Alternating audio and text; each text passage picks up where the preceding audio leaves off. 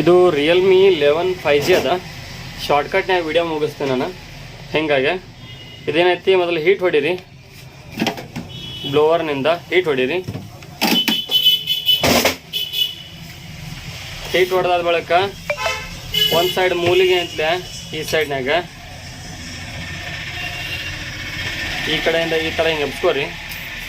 ಈ ಥರಲಿಂದ ಓಪನ್ ಮಾಡ್ಕೋರಿ. ಹಿಂಗೆ already open ಮಾಡಿದ್ದೈತಿ. ಶಾರ್ಟ್ಕಟ್ನಾಗ video ಮುಗಿಸೋ ಸಲುವಾಗಿ ನಾ ಈ ಥರ ಮಾಡೀನಿ.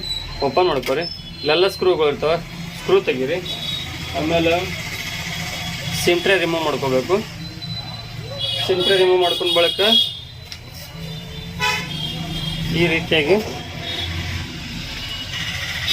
ಇದನ್ನು ಫಸ್ಟ್ ಇಲ್ಲಿ ಸಿಂಟ್ರೆ ಹಾಕೋ ಜಾಗ ಇರುತ್ತಲ್ಲ, ಈ ಜಾಗದಾಗಿಂದ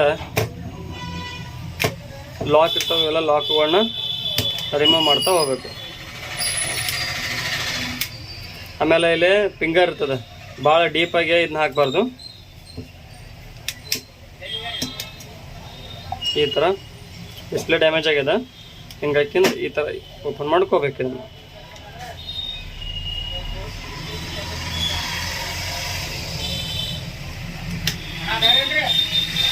ಹಾಂ ಬಂದರೆ ಈ ಥರ ಓಪನ್ ಮಾಡಿದ್ರೆ ಡೈರೆಕ್ಟ್ ಮದರ್ ಬೋರ್ಡ್ ಸ್ಟಾರ್ಟ್ ಆಗುತ್ತೆ.